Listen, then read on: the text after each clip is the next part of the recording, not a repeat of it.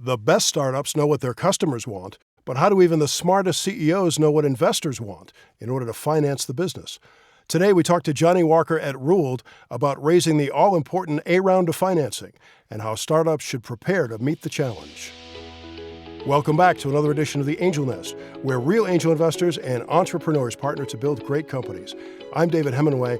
I'm a 5-time founder and now an active angel investor, and my mission here is to tell the stories that are powering innovation. Many startups find that their biggest challenge doesn't come from customers, supply lines, or technology. Often the toughest part of getting started is finding funding. That's ironic because investment in startups skyrocketed in the years leading up to 2021 and its peak of $681 billion. Things have gotten a lot tougher since then, of course, as many investors and VCs hold off on new investments or keep their powder dry and accessible in case one of their existing portfolio companies needs additional capital. We're joined today by Johnnie Walker, the co-founder of Rooled Outsourced Accounting, CFO, and Advisory Services, and we're going to talk about how startups can get themselves in the best possible position to raise money. Welcome back, Johnnie. And we should say first that this is really your specialty at Rooled. You focus on helping startups scale and grow. Thank you, David. It's great to be here again. Yes, both from the accounting and CFO perspectives. One on the accounting side is really providing that finance base that helps companies understand be compliant, but then also understand what the current financials are showing them, but then build out that infrastructure in which you can do a proper projections model going forward. And that's where we fold in the CFO services that is really about the strategic vision for the company. Now, you've helped a lot of companies raise venture money. Is there a formula, would you say, or is it very specific to each vertical and each enterprise? I think there's some aspects that are formulaic. From looking at it from an industry perspective, you would say that there are certain benchmarks or yardsticks that companies need to be at in order to be eligible, if you like, from an investor's view in terms of raising funding. And that might be revenue traction, it might be strong evidence of product market fit, etc. So there's definitely some formulaic aspects to it. But I think when it comes to the actual companies themselves and preparing them for that raise and putting forward a financial vision, it's a unique process every time. Every company is different. Every company is unique. No matter whether they share the same industry or not, you still have to go through a process that pulls out that the differentiation that they have in the marketplace and what's really going to make the pitch sing to a set of investors. And that's definitely a unique process. We see a lot of founders in the angel world who think that they should jump right to VCs, but it seems like it's a stronger case maybe if they build the stable of investors kind of from the ground up, maybe starting with friends and family. How do you advise them on that? Yeah, I think one of the aspects never to forget is that investment brings extra strings or overhead. And it depends on where you get the funds from. And so with venture, that's a regulated industry, and they bring a certain amount of compliance that's required for companies to follow once they've accepted that financing.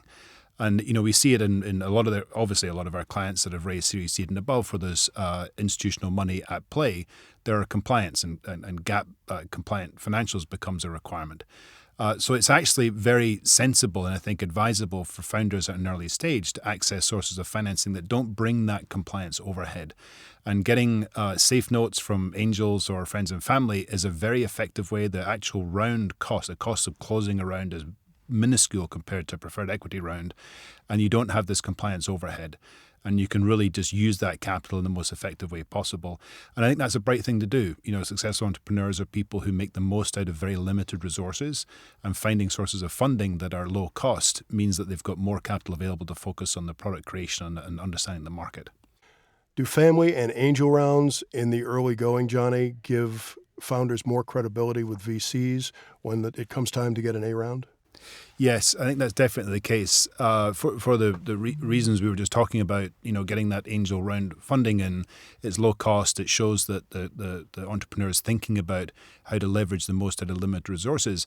The other aspect I'd advise is making sure you keep that cap table clean. Yes, by all means, get this early stage safe note type financing, but don't let it develop too much or get complex, because investors are going to look at a sort of a messy cap table in the way that you've got the equity structured, and that's going to be a red flag. So yes, get this money in early, but keep the structure of it clean and make sure you're actually forecasting for what you need to get to the next stage. I've also had VCs tell me that they don't want to invest in startups where they have to put in financial structure. They want to see startups that already have that. So I wonder if sometimes founders don't wait too long to come to Rooled or to someone else who can, help them get that structure right from the beginning. Yeah, I think certainly a dynamic that happens right now is that, they can successfully raise a next round of financing, seed stage or whatever, and then the investors pretty much right away are saying, okay, first board meetings 3 weeks away, I need a budget to be presented. And that puts really the onus on the entrepreneur at that point to get things fixed. And I think having a plan ahead of that is very advisable. So you've not got this crunch post-raising money of trying to put the right financial infrastructure in place. Get it in there ahead of time is definitely an advisable approach. So, Johnny, I'm curious how you carved out this niche and this area that you occupy of, helping startups get to their A round and beyond. Was it organic, or was it something, did you know from the beginning that you really wanted to be involved in startups? Yeah, I think from an early part of my career, I think the focus on startups became pretty evident just in small companies and raising equity financing from back in Scotland. What I would say is that this marketplace it's actually quite well established, this idea of leveraging fractional resources and finance expertise and people who have experience in raising money. I think it's very pervasive across the market. What really, I think, helps create the service that startups need is having the layered environment that, for example, Rooled brings to it. So we bring the accounting and we bring the CFO, and we also have the tax side as well. And the accounting helps create that rigidity or robustness and reliability in the accounting, which then makes the job of the CFO possible.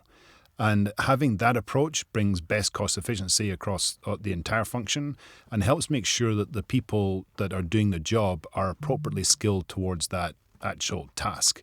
And that, in our experience, provides the most reliable outcome for the entrepreneur, for the CEO.